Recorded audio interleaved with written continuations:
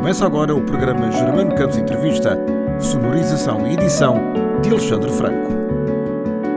Zé Vilar, muito bem-vindo ao Germano Campos Entrevista. É um gosto ter-te aqui. Para quem não te conheça, embora o teu percurso já seja vasto e longo em termos de tempo, já lá vamos, apresenta-te. Eu queria saber o teu bilhete de identidade. Ok. Até chegar aqui ao Zé Vilar. Até chegar ao Zé Vilar. Então, olha, eu comecei muito novo nisto. Muito novo, quando dizes novo, é mesmo muito novo. É mesmo muito novo. Estás a falar com que idade? Quer dizer, se falarmos em começar a pegar num instrumento aos 6 anos. Há 6 aninhos, comecei a pegar numa guitarra a brincar e que foi o meu primeiro instrumento. Mas sim, já passaste por outros, bateria, sim, bateria e piano. Piano também. Mas bateria foi o mais longo, já te vou explicar como. Mas a guitarra foi o meu primeiro touch na música e comecei a estudar numa escola que havia ali na Avenida João 21, que podemos dizer o nome agora porque já fechou, mas não faz mal, se calhar podíamos dizer a mesma, que era a Diapasão, uma escola muito conhecida. Era famosíssima. Famosíssima entre toda a gente. E estudei lá muitos anos. Foi aí que comecei a tocar piano também lá. E foi o meu percurso profissional começou aí, quando fomos convidados alguns miúdos para fazermos parte de uma banda dos Queijinhos Frescos. Mítica. Para quem estava nascido nos anos 70 e nos anos 80 teria 10, 12, 15 anos. Sim. É uma banda que faz parte do nosso imaginário e da nossa adolescência. Sim. E os Queijinhos Frescos? Era da mesma escola e da mesma classe dos Mini-Stars ou dos Onda Choque. Como é que tu foste lá? Foste por casting? Foi casting. Foi um casting mais ou menos. Vou-te explicar, foi mais ou menos. Eles foram lá de Diapasão, viram-nos, o Eduino na altura, o marido da Ana Faria, entrou nas salas. A mentora do projeto. A mentora do projeto. Entrou nas salas sem nós sabermos quem era, porque a Ana não foi. Porque a Ana era muito conhecida. Sim, nessa altura. Ela estava na retaguarda. Exatamente, ela era muito conhecida. E pronto, e foi um bocado assim. De repente recebemos a minha mãe recebeu uma chamada a dizer que eu tinha sido selecionado por uma banda infantil. Eu fui ter a casa da Ana Faria, tocámos um bocado, eles gostaram de mim e do resto dos miúdos. Tinhas voz afinada? Tinha um bocadinho, mas lá não cantávamos muito. Lá, quem cantavam eram os 3 filhos. Os 3 filhos, porque tu eras que é banda de suporte. Exatamente. O que acontece é, pronto, eles tinham crescido, já não queriam fazer tanto. Tinham mudado de voz. O João e o Nuno eram os mais velhos, o Pedro ainda era pequenino, já não queriam tanto não ter a banda deles e aquilo foi. Formámos esta banda, aqui vou-vos mostrar, que era os Ultimatum, que era uma banda juvenil. Este foi o primeiro álbum que nós gravámos, que eu vou mostrar assim.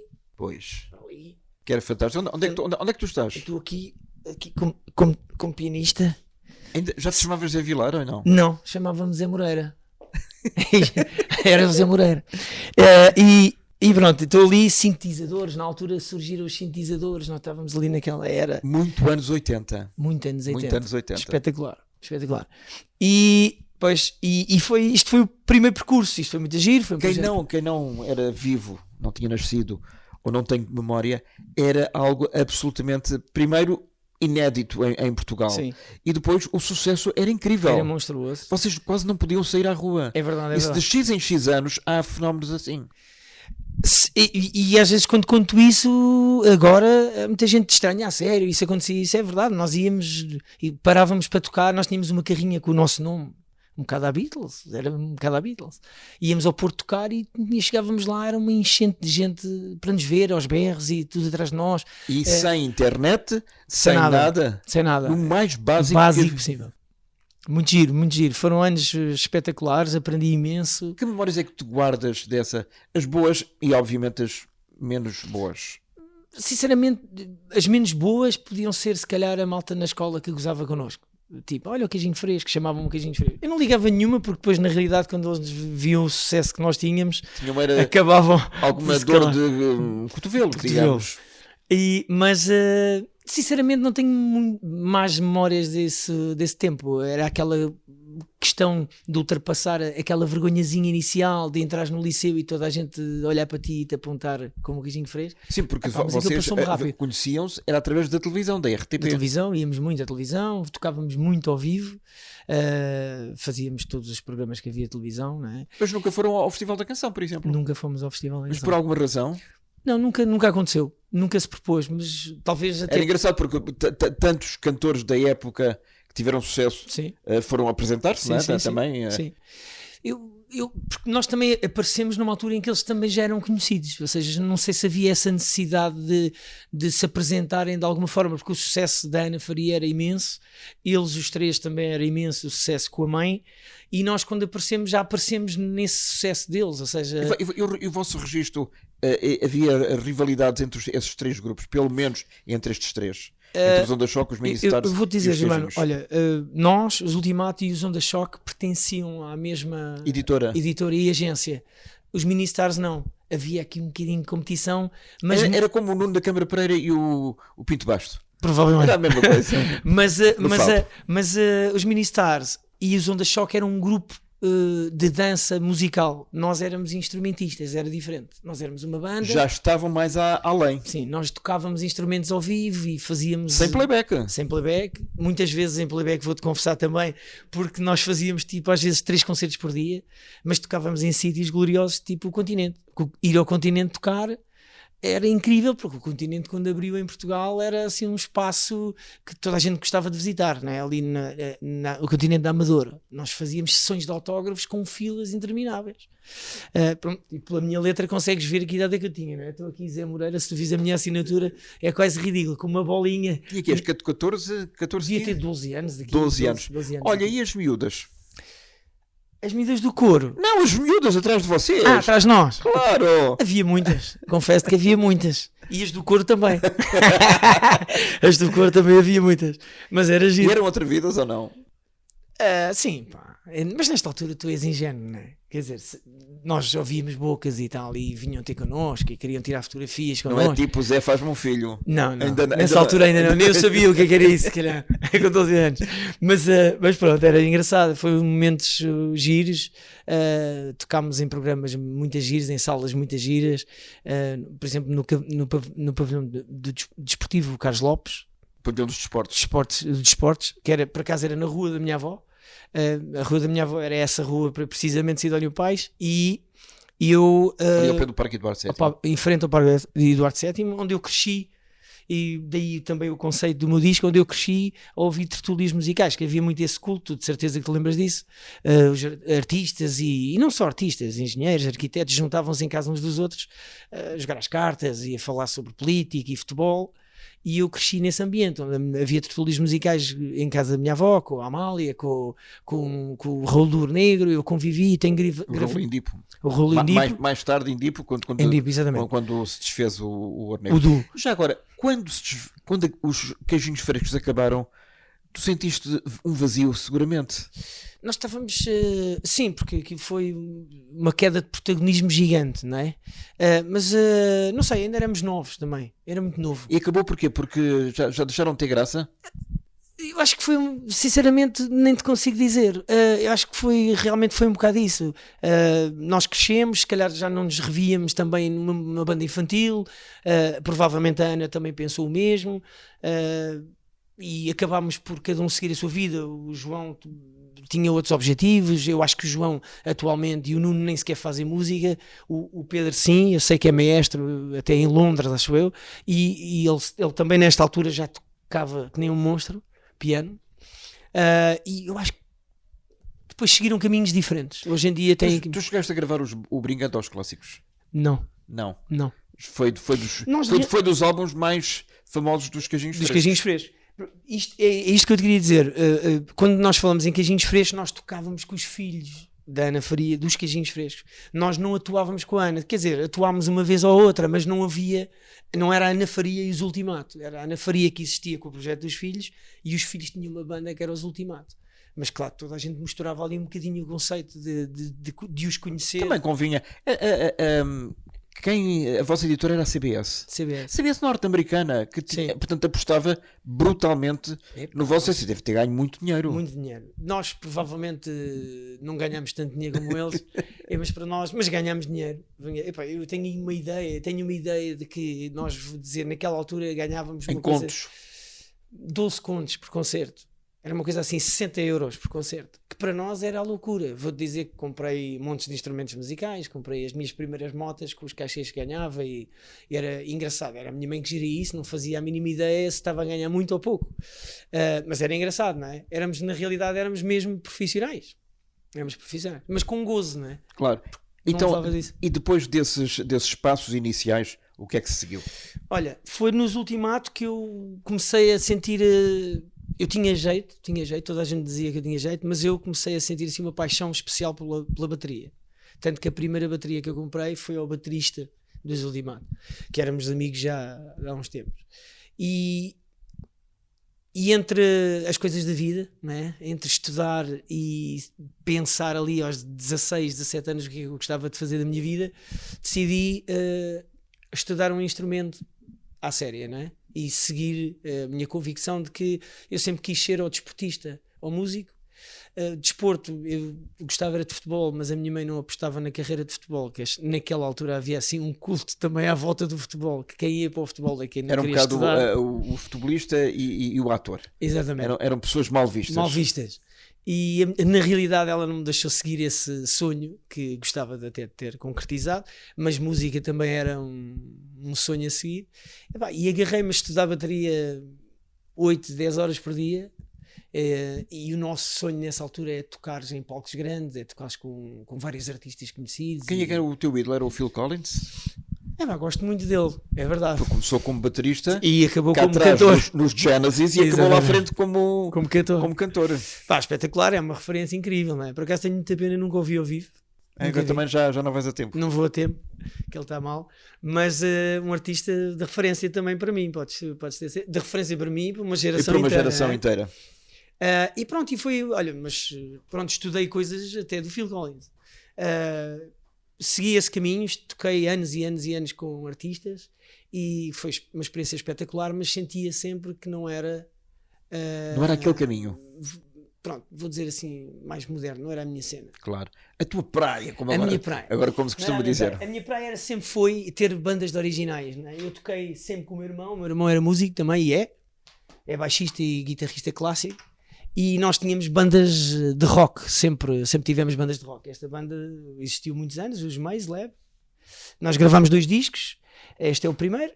Aliás, há quem diga que as melhores canções românticas partiram de grupos de heavy metal ou de rock. Sim, muito dessa história existe. Nós fomos... E os Stones, os Rolling Stones são exatamente a prova viva disso. Eu fui muito influenciado pelo meu irmão, que tem mais 6 anos que eu, ouvia...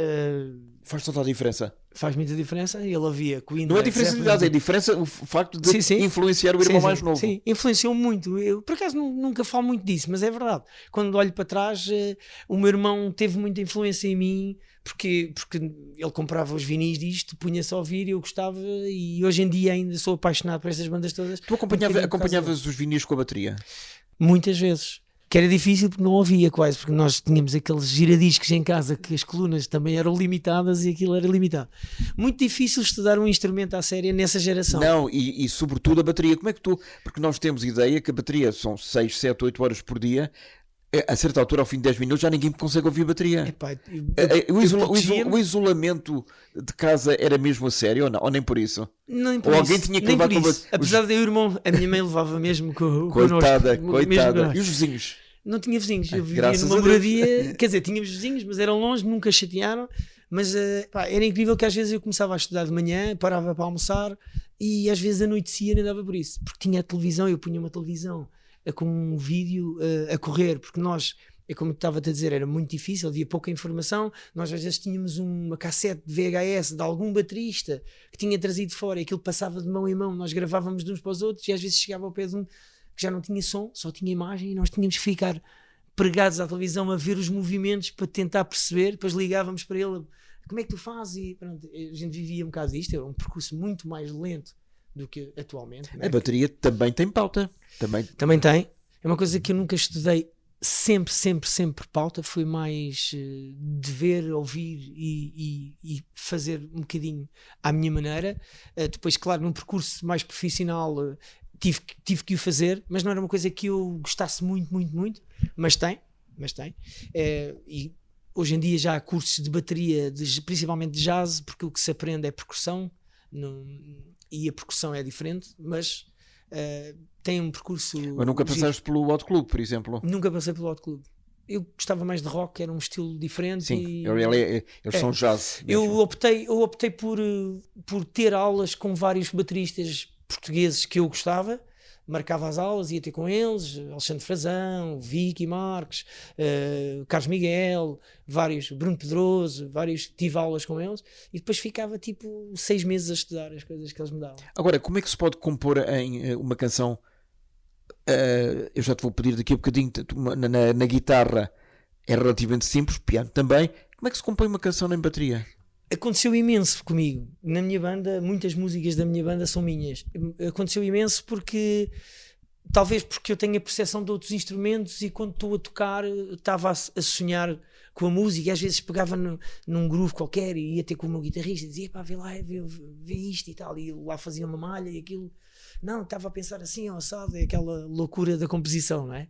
É muito engraçado, não sei, a mim acontece-me naturalmente e não é difícil para mim. Tanto que eu nunca fui um baterista, como é que eu estou a explicar isto? Eu nunca fui um baterista exímio, ou seja, eu toquei anos e anos, exímio, já vais perceber porquê, eu toquei anos e anos e anos em bares e nos bares nós tocamos covers e a malta quer ouvir os covers como estão nos discos.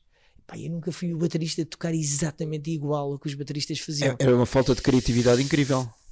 Mas a malta gostava disso, mas eu tocava aquilo um bocadinho à minha maneira mas o feedback era brutal para mim, porque as pessoas diziam que eu tocava. Olha, quem me disse isso uma vez, a primeira vez que eu conheci, e eu tocava foi dos primeiros concertos que eu dei com o João Pedro Paes, eu toquei com o João e foi o lançamento do disco novo do João daquele ano, não me lembro agora, não sei precisar que ano é que foi, 2007, 2008, por aí. E o Zé Pedro dos Chutes, ficámos depois amigos, o comentário que ele teve comigo no fim foi isso, de, pá, tu tocas rock, mas tu tocas rock de outra maneira, vim-te aqui dar os parabéns porque eu senti, e eu acho que era um bocado isso, eu misturava ali tudo e depois tocava aquilo um bocado à minha maneira mesmo. Chegaste a falar com o Calu então? Sim, já nos cruzámos algumas vezes, mas pronto, foi o meu percurso. Depois, o que é que acontece com o Zé Moreira? Com o Zé Moreira. E o que acontece com o Zé Moreira é que... Antes de chegar ao Vilar, a minha banda de rock acabou. Ou seja, eu meti na cabeça que já não queria tocar mais com artistas, que queria os originais e ia dar tudo pelos originais. E nós gravámos mas muito difícil, sempre muito difícil, muito investimento que na altura os músicos que vivem só da música não conseguem pagar esse investimento e gravámos o segundo álbum, até correu bem, até fizemos alguns concertos, o feedback era bom, mas nunca conseguimos entrar numa rádio premium. E o que acontece é que depois o meu vocalista não quis gravar o terceiro disco, talvez porque ele também queria seguir os passos dele e não quis, e a banda ficou ali um bocado em stand-by. Eu fiquei um bocado, isto acontece-me tipo aos 40 anos de idade. Que é aquela... Há 8 anos. Sim, há 8 anos. A crise dos 40. Toda a gente dizia que existia a crise dos 40 e eu gozava com isso. Há vários tipos de crise dos Esta 40. foi a minha, eu vivi esta, que de repente tiraram-me o tapete, né? Um dia chego a casa e digo à minha mulher, Tininha, pá, a música vai acabar por mim, nem acredito nisto. Pronto, e fiquei ali um bocado a bater mal com isso, porque tu estudares... Era uma frustração muito grande. Foi gigante, porque tu lutas, não sei se... Pá, toda a gente tem um esforço, não é? Tu sejas engenheiro ou sejas, sei lá, produtor, o que tu quiseres, tu perdes tempo se quiseres ser bom em alguma coisa. A tua vida. Sim, e tu estás ali fechado numa sala a estudar, a sonhar, constantemente a sonhar, e de repente tiram-te do tapete e a vida mostra-te que se calhar isto acabou. Eu podia voltar para os artistas, percebes? Mas não era a minha identidade. Não era a mesma coisa. E havia plano B? O plano B não existia, apesar que eu sempre fui compositor. não existia até o Nené Poleira, que toca comigo há anos e que também toca comigo no meu projeto, a solo, me começar a dizer: epá, mas tu cantas bem, tu tocas bem, faz as tuas músicas, a gente está contigo, vamos todos para a estrada, já viste se isto pega, é a loucura, porque nós éramos os amigos da estrada, não é? Nós tocávamos com artistas, toquei muitos anos com as mesmas bandas, com as mesmas formações e artistas diferentes. Epá, e somos amigos de uma vida, não é? De anos e anos de estrada e de convívio e de noites sem dormir. Então, portanto, chegando aos 40 anos, achaste que não terias uma segunda oportunidade no mundo da música, o que não se revelou ser verdadeiro. Sim. Eu não me revia a fazer o que estava... quer dizer, revia-me a fazer originais, revia-me a produzir aquilo que eu gostava de fazer e sem estar preso a tocares a um artista e ter que respeitar o que é o projeto dele, não é? E eu sou uma pessoa que sou criativo, então gosto de ter o meu espaço. Quando tocas para um artista é espetacular, tens experiências espetaculares, viajas pelo mundo, mas não tens esse espaço. Tirando um ou outro artista muito especial, com que também convivi. Mas aquilo não é o teu projeto, não é? Acabas por estar um bocadinho enganado durante anos. Tu estás nos projetos dos outros. Tu acabas por ser um bocadinho famoso, vamos dizer assim, enquanto lá estás, porque no dia dos concertos as pessoas vêm-te ao pé do artista e olham para ti com essa admiração, mas na realidade depois tu vais para a rua e ninguém sabe quem tu és. Não é essa preocupação de saberem quem eu sou que me preocupa, eu gostava de ter a sensação que esses artistas e a coragem que eles tiveram de investir a 100% nas músicas deles e acreditarem, não é? A gente vê muitos artistas que nós gostamos mais ou gostamos menos, mas o que eles têm todos em comum como talento é acreditarem naquilo que eles fazem e levarem para a frente e terem sucesso. Seja na música pimba, seja na música pop, seja no rock, no heavy metal, aquilo há muito investimento por trás, há muito esforço. Pronto, e eu queria ter essa sensação e queria tentar o meu espaço. E então, chegaste a que conclusão? Pronto, comecei a fazer os meus temas. Qual foi o primeiro? Olha, o primeiro tema foi o Quem Eu Sou. O tema é esse que foi que eu mostrei ao José Luís Peixoto, que te conheces certamente. Sim, um escritor. Que gostou imenso, escreveu a letra, mandou-me no dia a seguir. E pronto, e contei-lhe esta história dos 40 e da crise dos 40. Que também ele tem a tua idade? Ou? Ele tem a minha idade, precisamente, é de 74. A gente está sempre a brincar que ele é muito mais velho que eu, porque ele tem um cabelo branco. Mas ele é de 74 e ele identificou-se um bocadinho também com a história que eu lhe contei e disse: epá, então eu vou escrever. Ele foi para os Estados Unidos o dia a seguir, mandou uma letra, eu toquei e aquilo batia ali. Que nem ginjas. Que nem ginjas. Ora, vamos lá recordar um bocadinho. Então vá. Deixa lá ver se isto...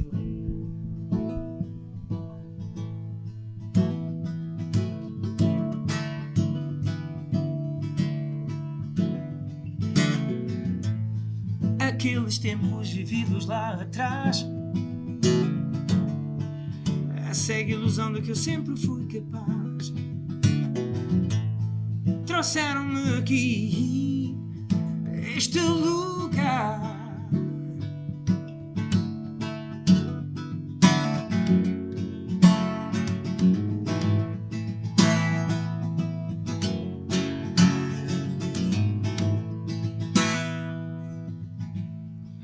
As estradas lá por onde passei, os caminhos em que eu sempre acreditei, trouxeram-me aqui a este lugar.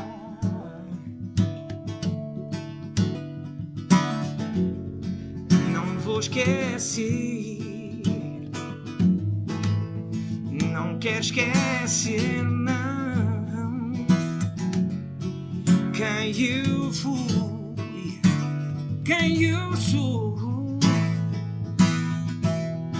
E mesmo que não chegue onde eu sempre quis, mesmo que não saiba ser mais feliz, não vou fingir, não vou perder este lugar, não vou esquecer quem eu sou,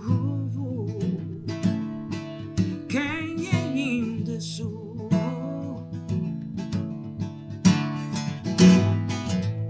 Não nego as cicatrizes do que vivi, foi com elas que aprendi pessoas que me trouxeram a este lugar.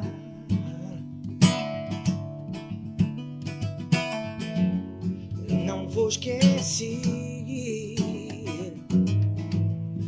não quero esquecer, não, quem eu fui, quem eu sou,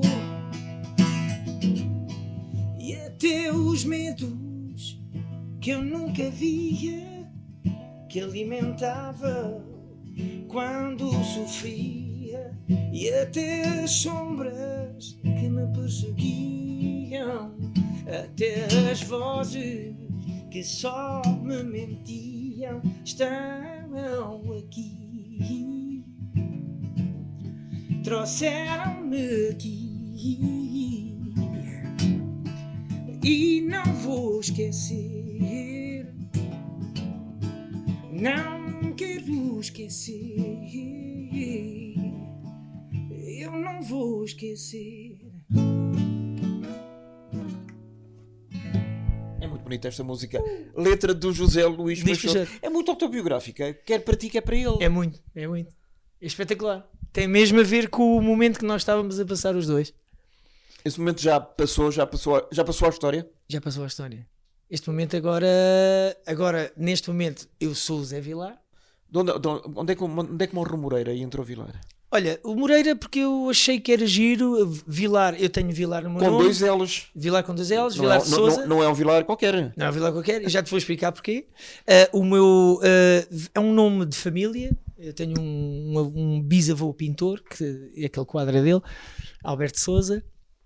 O Vilar de Sousa é um nome que roda na minha família da parte artística. E eu quis pôr um ponto final na questão de me verem como o Zé Moreira baterista, e agora quis ser visto como o Zé Moreira cantor e intérprete das músicas dele e guitarrista, e estudar este instrumento como eu estudei bateria, e achei giro fazer essa, ok, então aos 40 aconteceu-me isto, então ponto final neste artista do Zé Moreira. Então os 40 são os novos 20? São os novos 20. Aí está, é isso mesmo. Estou a viver uma nova vida. Estás a viver uma nova... Nunca pensaste? Não, quer dizer, por acaso é engraçado, eu há pouco tempo estava a falar com um amigo meu e estava-lhe a dizer, por acaso é engraçado, muitas vezes que tocava e que estava a tocar e olhava para guitarristas amigos, pensava muitas vezes que devia ser engraçado tocar bem guitarra e cantar. Devia ser giro. Ser um frontman com atitude, né? Tocar, solar bem e não sei o quê. E eu estou a batalhar por isso. Mas atenção que o meu disco sai a dias de nós... 2020. 10 de março. 3 dias antes, 3, 4, 5... 3 dias antes de fecharmos... Da primeira... Não é pandemia, do primeiro confinamento. Com o primeiro confinamento. Foi... Ou seja, o disco, aos 40, começam a surgir estes temas, começam a surgir ideias, letras, composição. É um processo que demora. E gravei o disco em 2019.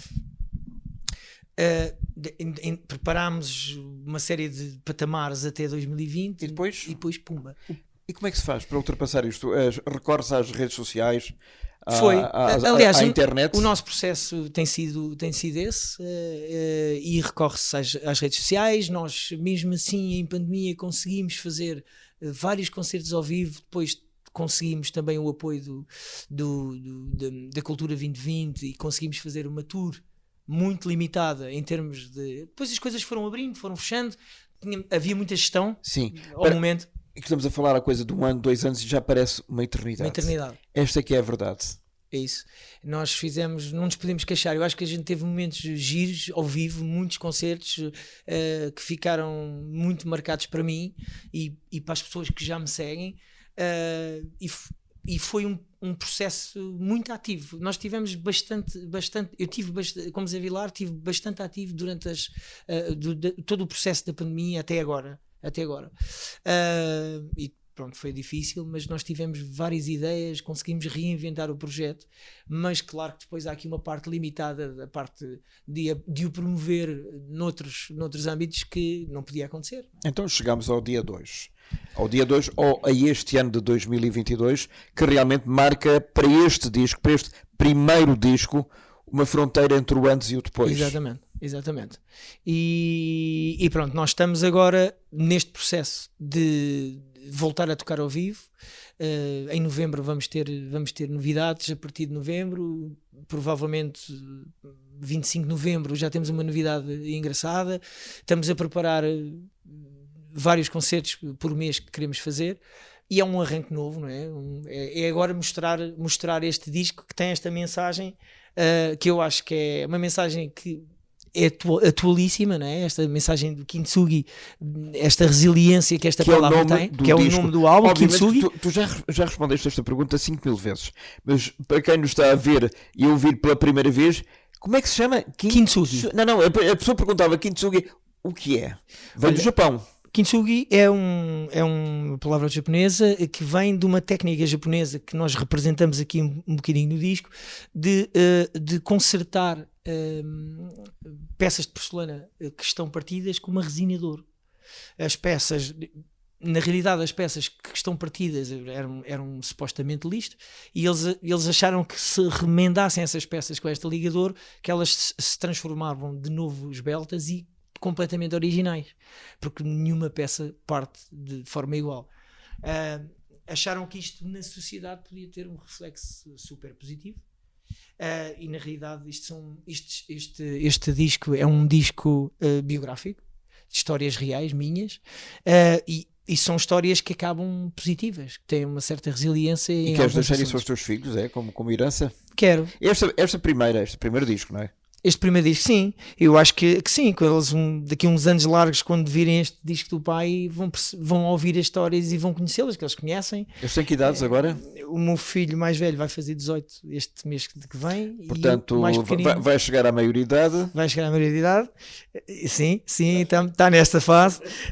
E o Gonçalo, o Tiago vai fazer 18 e o Gonçalo vai fazer 11 em novembro. Portanto, 7 anos de diferença. Mas pronto, são espetaculares, são eles sabem, conhecem o teu percurso. Completamente. E já foram pesquisar, obviamente, às Wikipédias e já gozaram com o pai várias vezes. Então, quero saber essa parte. Não, quer dizer, eles gostam esta coisa de reconhecem-te? Sabem? Sim. Sabem? Olha, está lá o pai. Sim. Quer dizer, o Tiago, o mais velho, que foi durante 7 anos filho único, viveu na estrada comigo, e com a Ana, não é? Porque eu para ver os meus filhos, para ver o meu filho, eles tinham que andar atrás de mim. Graças a Deus tinha muito trabalho e andava muito fora, não é? Se calhar num ano fazia 80 concertos. 80 concertos mais os dias de viagem é metade do ano fora. E no verão era o pico dos concertos, e eu, para estar um bocadinho com eles, a Ana levava o Tiago e ia ter comigo, ou eu andava de carro de um lado para o outro no país inteiro quando estava em Portugal, mas era giro porque ele viveu isso. O Tiago vivia, quando era o solo de bateria do pai, era a loucura, e ninguém diz que ele quase saltava dos braços da mãe pequenininho. Ele viveu muito isso. São os dois músicos, o Tiago já não tanto, porque o Tiago tinha ali, quando era miúdo, tinha ali um stress que todos os músicos têm, de tocar ao vivo, de haver assistência a olhar para ele. O Gonçalo é precisamente o oposto, é baterista, e eu precisamente o oposto, é quanto mais gente tiver a ver, melhor. Mas sim, eles seguem o pai, acham piada e divulgam. E o que é que eles dizem do teu trabalho, do teu percurso? Dão-me força. Gostam, é giro porque é um disco que tem vindo a mostrar que todas as gerações gostam. É um disco que tu ouves. Transversal, muito transversal. Há miúdos, posso dizer, por exemplo, houve colegas do Tiago do ano passado, estamos a falar de miúdos do 12º ano, que podiam ter alguma vergonha em aparecer, marcavam bilhete para os meus concertos sem dizer nada ao Tiago, marcavam e apareciam. É muito engraçado. E o Tiago ficava espantado com isso, ia muitas vezes, quase a todos, e ficava espantado com isso. Chegava lá, via colegas da mesma turma e da mesma escola lá sem lhe dizerem nada. Era muito engraçado. Agora, por falar em escola, é aqui que entra o José Luís Peixoto, porque as pessoas podem perguntar com alguma propriedade: como é que um escritor premiadíssimo e reconhecidíssimo como ele entra neste teu álbum e na tua vida? Olha, o Peixoto entrou na nossa vida por causa do Tiago. O Tiago e o André, que é o filho do Zé, eram colegas da mesma turma no infantário, numa escola aqui em Paços de Arcos, desde os 3 aninhos. E nós víamos nas festas. Eu olhava para ele, ele olhava para mim. Mas sabias quem ele era? Vagamente. Eu naquela altura era muito distraído e sou um bocado, estou sempre aqui no meu mundo, mas eu olhava para ele, reconhecia-o de algum lado. Estamos a falar já há uns anos atrás, não é? Mas reconhecia há pelo menos 15 anos. E eu reconhecia que havia, até que um colega, um amigo, disse: mas eu perguntei, eu conheço a cara daquele rapaz que está ali, explica-me lá. Já ouvi na televisão. E ele disse: José Luís Peixoto, escritor. E eu fui investigar e pronto, e depois comecei a perceber realmente quem ele era, né? A dimensão do Zé. Mas já falávamos e não nos perguntávamos nada, convivíamos porque o André vinha cá à casa, ou o Tiago ia à casa dele e havia assim um convívio, mas a história começa aí, das festas e do convívio dos nossos filhos, que ainda hoje são muito amigos, e começa aí. Começamos-nos a dar. Eu um dia ganhei coragem e convidei-o a vir cá à casa para lhe mostrar as minhas músicas e ele confessou que ficou surpreendido porque achava que era um amigo que fazia umas brincadeiras, que ele não percebia bem ainda também a minha história como músico e que vinha ouvir e que dizia que giro e tal, e passava à frente. Mas não, ele até me disse uma coisa que eu fiquei surpreso. Ele disse-me que queria, na altura, escrever o meu álbum inteiro, que era uma coisa que ele nunca tinha feito. Porque ele colabora em 3. Sim, em 3 temas. Dos 10 temas. Dos 10 temas ele colabora em 3. Agora temos feito mais temas juntos. Para o próximo álbum já temos várias músicas. Já vem aí outro. Já vem outro. Já tocamos algumas até ao vivo, mas já vem outro. Quando isso já tocamos, ele também participa? Nós temos um encontro que se chama Palavras com Música, Palavras em Concerto, em que há um concerto do Zé Vilar com ele. E o conceito é o mesmo, porque este conceito de Kintsugi, em termos de concerto, foi criado a pensar nas tais tertulias que eu vivia em casa da minha avó, que é as pessoas todas à nossa volta, à volta dos músicos, e na realidade é uma conversa, é uma tertulia em casa, é muito confortável. Para mim é muito confortável como artista, que tive que criar um conceito, porque um baterista está lá atrás e não tem que falar com ninguém, e agora eu tenho que contar as minhas histórias e estar presente e ele também. E ele também, mas o Zé está muito habituado, e quando estamos juntos fazemos o mesmo conceito do Zé Vilar quando está sozinho, mas juntos os dois, e é muito engraçado. Ele fala sobre o Zé, está habituadíssimo a falar imenso, não é? E ele fala sobre palavras e eu falo sobre música e a gente conversa. E ele recita alguma coisa nos seus concertos? Sim, sobre poemas dele, coisas atuais, até de livros que ele está a escrever no momento e coisas muito engraçadas. Giro. Ele tem histórias absolutamente fascinantes, fantásticas. Sim. Este teu disco passa na rádio ou não? Está a passar em algumas rádios já, Rádio Mafra está a passar, e nas Horizonte majors, FM. nas grandes? Não. Porquê? Olha, na comercial acharam que não era produto para eles, foi o que disseram. Na RFM. Mas me disseram a ti, diretamente? Sim, foi através de um amigo que enviou para a rádio, para a pessoa que possivelmente decidia, e ele achou que não era produto para a rádio. Foi a resposta, foi essa. É um bocado curioso, porque hoje em dia dá-se assim uma resposta assim um bocado fria, muito comercial, fria, e pelo menos, olha, sorte para o teu projeto. Claro. Mas às vezes não acontece isso. Na RFM até tenho um colega que trabalha lá e que tem alguma influência na parte da música, que treinamos juntos, fazemos desporto juntos, que me tentam ajudar, mas que o circuito não é por ali. Ou seja, o circuito, tu não podes ser um artista independente de uma editora tua e tentares entrar numa rádio. Há um circuito obrigatório, que é vir de uma editora grande, da editora grande a rádio. E como é que tu, como músico, encaras isso? Eu acho que é uma tristeza, porque eu já ouvi coisas inacreditáveis. Ainda há bocado em off estavas a falar disso, que é uma coisa que a mim me choca imenso, que é as pessoas serem vistas pela idade e não serem vistas pelo talento, não é? E eu falei com uma diretora de uma das grandes editoras que a pedido deste amigo meu da RFM me recebeu por telefone, porque eu andei meses atrás dela e ela nunca me recebeu pessoalmente, e quando ela falou comigo ao telefone eu fiquei surpreso, porque percebi que ela não tinha ido ver quem eu era e que de repente achava que estava a falar comigo com 19 ou 18 anos. E quando eu lhe expliquei que não tinha essa idade e que tinha uma história na música e que a minha idade não era essa, ela disse-me que se achava que eu já não tinha hipótese, que é uma coisa curiosíssima de se dizer a um miúdo com 18 anos que está a sonhar por um projeto, se achava que eu não tinha hipótese porque o meu projeto era pop e não era rap, que era o que estava a dar. Com 45 anos, na altura foi a conversa que nós tivemos, era impossível de eu conseguir constituir uma carreira.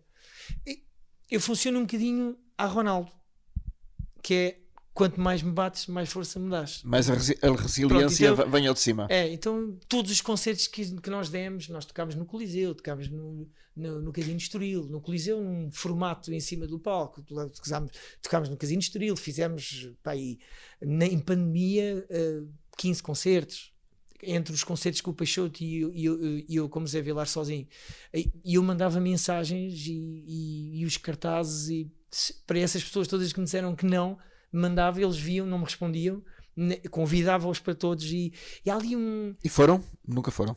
Alguns foram, das editoras nenhum, da rádio sim, foi um diretor de uma rádio grande e este meu amigo foi várias vezes. Gostaram, mas não são as pessoas certas. E na Antena 1, que por exemplo apoia muito a música portuguesa? Não responderam ainda, não responderam, já foram contactados, não responderam. Não é fácil um músico que sonhe e que queira atingir um fim e que tenha qualidade. Eu não estou a dizer que eu acho que as minhas músicas têm qualidade, eu acredito no meu projeto, mas claro que as outras pessoas que ouvem têm que achar o mesmo, mas eu acho, e o feedback dos concertos que temos é esse. Mas é muito difícil de chegar. Zé, uma das formas mais mediáticas de se atingir alguma notoriedade é através das novelas. Já tentaste que uma das tuas canções seja incluída na banda sonora de uma determinada novela? Sim, já estão inscritas até numa parte de publishing, acho que é assim que se diz, que trata desse aspecto, que seleciona músicas e que envia projetos, e pronto, até agora ainda não conseguimos nada, não quer dizer que não venha a acontecer, não é? Porque também as coisas estão a crescer, não é? O facto também de aparecer muitas vezes, por exemplo, com o Peixoto ao meu lado, dá uma certa credibilidade também ao meu projeto, porque com a vida que o Zé tem... Mas o mais triste é que dizem que não e nem ouvem. Isso acontece sempre. E nem ouvem. Aliás, essa pessoa que me falou por telefone, para mim foi incrível, porque eu percebi que ela nem sequer foi ver, porque se ela tivesse ido ver o que eu lhe enviei, ela tinha visto que eu não tinha 18 anos, por isso eu percebi que ela nem tinha ouvido as músicas, não é? E quando ela diz, não, tu és velho, não vais conseguir... E é responsável por uma rádio. Por uma editora. Por uma editora. Tu não vais conseguir, não é? Tu não vais conseguir, é a mensagem que ela passa. E eu expliquei-lhe, disse, ouça, das pessoas mais ricas do mundo que está envolvida na música, que é o Simon Cowell, defende precisamente o oposto que a senhora me acabou de dizer. Ele defende precisamente que o talento é talento e o talento não tem idade. Por isso é o sucesso do programa dele, é esse. É as pessoas com 80 anos saberem cantar. O Got Talent. Nunca terem coragem de aparecer, e quando aparecem a cantar, mesmo aos 80 anos, ele agarra nelas e...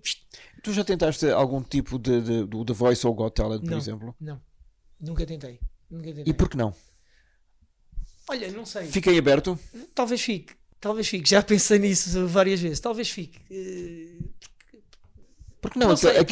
É porque aquilo não é um programa para miudagem. Sim, também aquilo é um programa para todas as gerações. Não te digo que não. Não te digo que não. E provavelmente, se calhar, hei de aparecer num programa desses. Porque também não podemos ser assim tão fechados ao que se passa à nossa volta. Eu não sou muito fechado, mas há sempre aquela coisa de, será que é... Vou lá, não vou, canto ou não canto, se canto só originais, vou lá, canto só os meus originais, pode ser, não é? Pode ser. E a mensagem final, Zé? Ainda sei acreditar? Ainda sei acreditar, sempre até ao fim. Loucura total, kintsugi, para a frente, e boa energia, passar essa energia. Loucura total, mas com alguma possibilidade de se concretizarem os projetos. Sim, eu acho que eu acredito até ao fim e nunca vou desistir. Estou aqui para. Isso não faz parte do teu vocabulário? Não faz parte mesmo do meu vocabulário. É muito difícil, mas as coisas difíceis também dão-nos mais estabilidade e segurança. E eu quero uma carreira, não é? Eu quero também construir uma carreira diferente da que tive, mas quero solidificar aqui a minha posição. Por isso eu já sei que isto vai demorar mais tempo do que é normal, mas estamos aqui. Mas estamos aí. Obrigado aí. E um grande abraço e até breve. Obrigado, João. Tudo a correr bem. Obrigado. Um grande abraço.